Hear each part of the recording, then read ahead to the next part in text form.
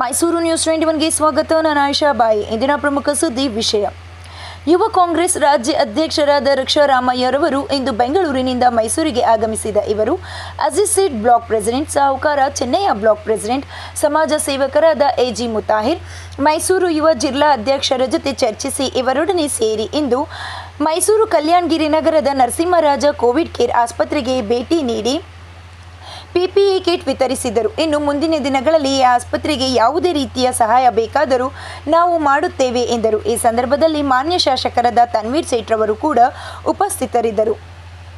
ಹಾಗೂ care social ಫೌಂಡೇಶನ್ಗೆ ಭೇಟಿ ನೀಡಿದ ಇವರು ಎಲ್ಲರಿಗೂ ಧನ್ಯವಾದ ತಿಳಿಸಿ ಇವರ ಈ ಸೇವೆಯನ್ನು ನೋಡಿ ಸಂತೋಷ ವ್ಯಕ್ತಪಡಿಸಿದರು.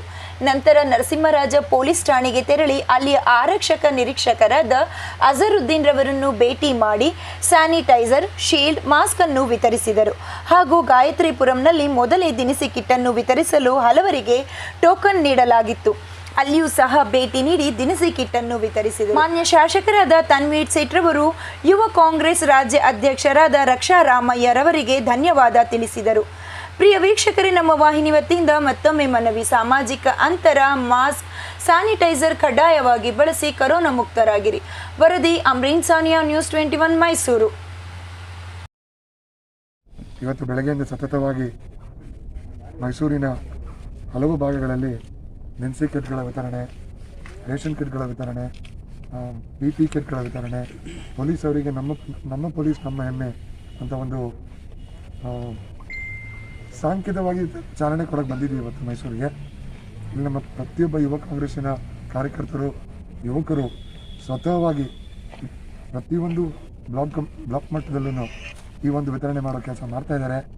ಕಡೆದಾಗಿ ಈ ಒಂದು NR ಹಾಸ್ಪಿಟ್ಲಿಗೆ ಬಂದಾಗ ತುಂಬ ಖುಷಿ ಆಗ್ತಾಯಿದೆ ನೋಡಿ. ಇಲ್ಲಿ ಈ ಒಂದು ಫೆಸಿಲಿಟಿಗಳು ಪ್ರತಿಯೊಂದು ಅಸೆಂಬ್ಲಿಲೂ ಇದೇ ಒಂದು ಚಾರಿಟಿ MLAಗಳು ಒಂದು ಲೆವೆಲಲ್ಲಿ ಮಾಡಿದರೆ ನಮಗೆ ಈ ಒಂದು ಸಿಚುವೇಶನ್ ಬೆಂಗಳೂರಲ್ಲಿ, ಮೈಸೂರಲ್ಲಿ ಯಾವತ್ತೂ ಆಗ್ತಾ ಇರಲಿಲ್ಲ. ಅದಕ್ಕೆ ತನ್ವೀರ್ ಸರ್ಗೆ ನಮ್ಮದು ಯೂತ್ ಕಾಂಗ್ರೆಸ್ ಕಡೆಯಿಂದ ಒಂದು ದೊಡ್ಡ ಧನ್ಯವಾದ. ಕೇರ್ಲೆಸ್ ಆಗಿ ತುಂಬ ಮಾಡ್ತಾ ಇಲ್ಲ, ಏನೋ ಅಲ್ಲಿ ಇಲ್ಲಿ ಕೆಲವು ಹುಡುಗ ಮಾಡ್ತಾ ಇರ್ಬೋದು. ಕೇರ್ಲೆಸ್ ಆಗಿ ಮಾಡ್ತಿರೋದು BJP ಸರ್ಕಾರದವರು. ಈ ಕೋವಿಡ್ ಸಮಯದಲ್ಲಿ ಆಕ್ಸಿಜನ್ ಇಲ್ದಿರ ಸತ್ತಿರೋ ಜನ ಜಾಸ್ತಿ, ಕೋವಿಡಿಂದ ಸತ್ತಿರೋ ಜನ ಕಮ್ಮಿ. ಪ್ರತಿಯೊಂದು ಜಾಗದಲ್ಲಿ ನೋಡಿ ಸರ್ಕಾರದ ನಿರ್ಲಕ್ಷಣೆ ಈ ಸಾವುಗಳಿಗೆ ಆದಷ್ಟು ಕಾರಣಗಳಾಗಿದೆ. ನಾವು ಅದನ್ನು ಕಾಣ್ತೀವಿ. ಯುವಕರು ಮಾಡ್ತಾರೆ, ಅಲ್ಲಿ ಇಲ್ಲಿ ಸ್ವಲ್ಪ ಮಾಡಿದ್ರು, ಆದರೆ ಯುವಕರೇ ಇವತ್ತು ಬಂದು ಆಚೆ ಆ ಫ್ಯಾಮಿಲಿಯವ್ರು ಕೆಲಸ ಮಾಡಬೇಕು, ಪ್ರತಿಯೊಬ್ಬರಿಗೂ ಮಾಡಬೇಕು. ಇವಾಗ ಈ ಅನ್ಪ್ಲಾನ್ಡ್ ಲಾಕ್ಡೌನ್ ಮಾಡಿದಾಗ ಯುವಕರು ಹಂಗೆ ಮಾಡಬೇಕು, ಅವರು ಅದನ್ನು ಹ್ಯಾಂಡಲ್ ಮಾಡಿಕೊಂಡು ಅವ್ರ ಫ್ಯಾಮಿಲಿಗೆ ನೋಡ್ಕೊಬೇಕು. ಸರ್ಕಾರದ ಯಾವುದೇ ರೀತಿ ಸೌಲಭ್ಯ ಬಂದಿಲ್ಲ. ನಮ್ಮ ಸರ್ಕಾರ ಇದ್ದಾಗ 10 kg ರೈಸ್ ಕೊಡೋದು ಇವಾಗ 2 kg ಮಾಡಿದ್ದಾರೆ. ಅದು ಕ್ಷೀರಭಾಗ್ಯ ಕೊಡೋದು ಅದು ಸ್ಟಾಪ್ ಮಾಡಿದ್ದಾರೆ. ಇಂದಿರಾ ಕ್ಯಾಂಟೀನ್ಗಳು ಅದು ಮಾಡಿದ್ದಾರೆ. ಬಡವರು ಎಲ್ಲೋಗ್ಬೇಕು, ಯುವಕರು ಎಲ್ಲೋಗ್ಬೇಕು. ಪ್ರತಿ ವರ್ಷ 2 ಕೋಟಿ ಕೆಲಸ ಕೊಡ್ತೀನಿ ಅಂದಿದ್ರು, 5 ಕೋಟಿ ಪ್ರತಿ ವರ್ಷ ಹೋಗಿದೆ ಕೆಲಸಗಳು. ಏನು ಮಾಡ್ಬೇಕು ಯುವಕರು? ನಾವು ನಿಮ್ಮನ್ನೇ ಕೇಳ್ತೀವಿ. आज NR कोविड हॉस्पिटल में कर्नाटका प्रदेश कांग्रेस कमेटी के यूथ कांग्रेस प्रेसिडेंट रक्षा रामैया और उनके साथ पूरी यूथ की टीम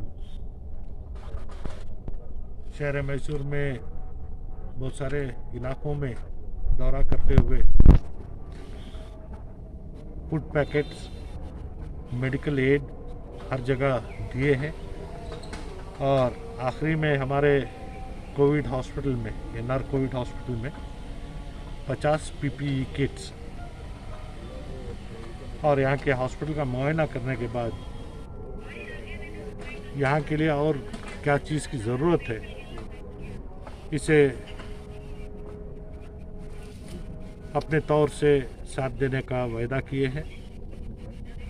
और आज तक लगभग 300 से ज़्यादा पेशेंट्स इलाज हासिल करने के बाद बाकायदा यहाँ से डिस्चार्ज हुए हैं. हमारे लिए ये एक बड़ा चैलेंज रहा, क्योंकि NR हल्के में कहीं भी ऐसी एक जगह नहीं थी जहाँ हम अस्पताल बनाए. जो बीड़ी मजदूरों की अस्पताल रही, इसे रियासती हुकूमत को डिपार्टमेंट ऑफ हेल्थ में लाकर इसे एक अस्पताल की शक्ल देने के लिए हमारी कोशिश रही। कोविड के दौरान गुज़िश्ता साल हमने शुरू करने की कोशिश की थी, लेकिन यहाँ हमने कार्रवाई करने में हमें बहुत सारी दुश्वारियाँ हुई। इस साल क्योंकि कोरोना का सेकेंड वेव, ख़ास तौर से ऑक्सीजन की सख्त ज़रूरत होने की वजह से हमने यहाँ शुरू किया। गुज़िश्ता 45 दिन में 300 जो बेड्स हैं और साथ में 20 आईसीयू के बेड्स, 20 स्टेप डाउन आईसीयू के बेड्स और वेंटिलेटर्स, बाईपैप मशीन्स, इन तमाम चीज़ों को है ना लाने में हमें कामयाबी मिली है जी।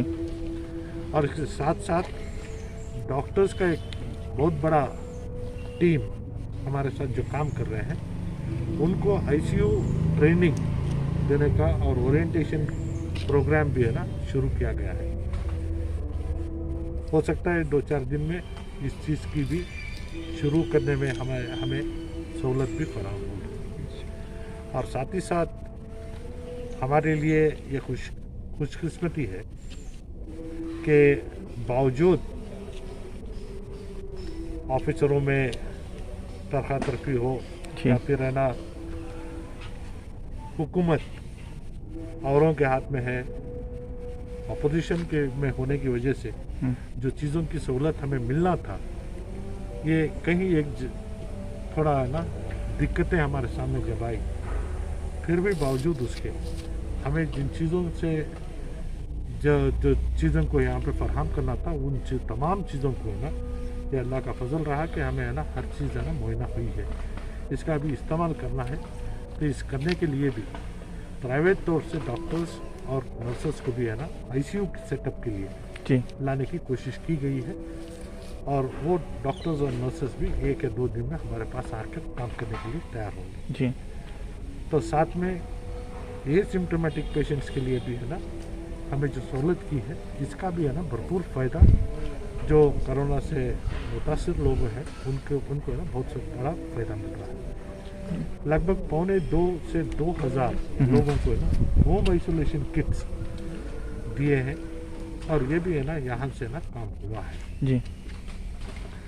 मौजूदा लोगों को है ना अस्पताल में दाखिल होने के बाद डिस्चार्ज करते वक्त ऑक्सीजन लेने की जो सलाह दी जा रही है, इससे ना लोग परेशान हैं कि ऑक्सीजन कहाँ मिलेगा। इसलिए 15 बेड जी ऑक्सीजन कॉन्सेंट्रेटर्स के साथ जी हम यहाँ पे है ना ग्रीन जोन में लगा रहे हैं, जिससे है ना लोग बिना कोई है ना शक व मिजाज से जो कोरोना से दूर है, हम उस तरीके से 15 बेड कॉन्सेंट्रेटर्स दे रहे हैं। जिन किसी को भी है ना ऑक्सीजन की ज़रूरत है, वो है ना बाकायदा बिना किसी झिझक के है ना यहाँ आ सकते हैं। उनको जो मास्क दिया जा रहा है, वो अपने इलाज के दौरान वो अपना मास्क खुद है ना इस्तेमाल करें, क्योंकि है ना मास्क बदलने से भी है ना मुश्किल हो सकती है। ऑक्सीजन कॉन्सेंट्रेटर और उसके लिए जो चीज़ों की ज़रूरत है वो यहाँ से फराहम करने के लिए हमने आज से है ना इस चीज़ को शुरू करने के लिए कहा है। तो कल सुबह से है ना लोग जिनको है ना ऑक्सीजन की ज़रूरत महसूस होती है वो यहाँ आ सकते हैं। सरकार रियासत में और डिस्ट्रिक्ट में सख्ती के साथ है ना लॉकडाउन करने का है ना हुक्म दिया गया है जी।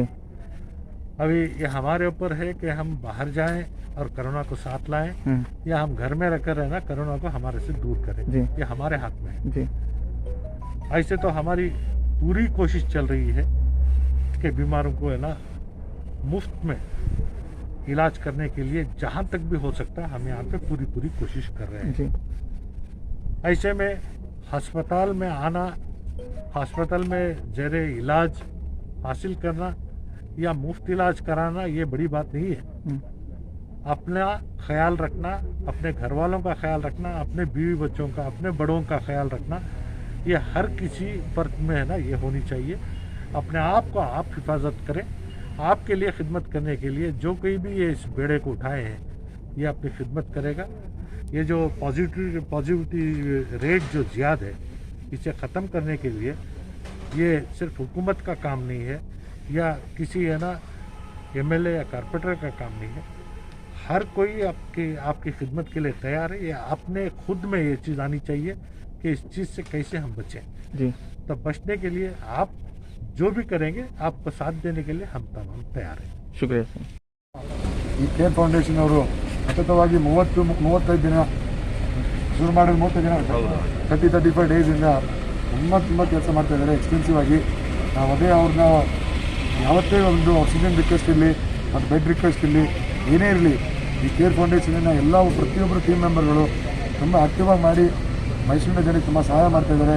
ಇದನ್ನು ಕಂಟಿನ್ಯೂ ಮಾಡ್ಕೊಣ ಅಂತ ಸಾಹೇಬ್ ಭಾಯಿನ ಕೇಳ್ಕೊತೀವಿ. इन्हों जीतने के बाद भी ಸ್ವಲ್ಪ ಸೋಷಿಯಲಿಸಮ್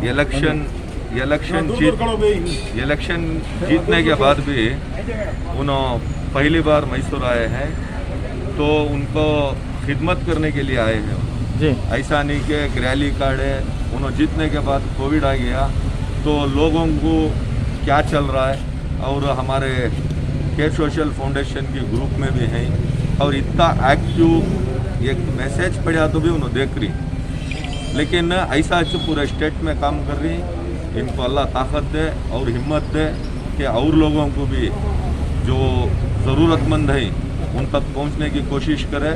ये सब होने के बाद फिर दोबारा मैसूर में है तो क्योंकि कोविड की वजह से अब उन्होंने खाली बहुत सारे कम साथियों को लेको जिस जगह ज़रूरी है वो जगह जा रही और केयर सोशल फाउंडेशन को भी आज उन्होंने विज़िट करी। इतना बिजी रहने के बाद भी पूरा स्टेट फिर रही तो मैसूर के अंदर यहाँ जो काम चल रहा है ऐसा काम कौन कर रही वैसी जगह सब जगह जाको उन्होंने विज़िट कर रही। मैं उनका पूरे केयर सोशल फाउंडेशन से मैं शुक्रिया अदा करता हूँ।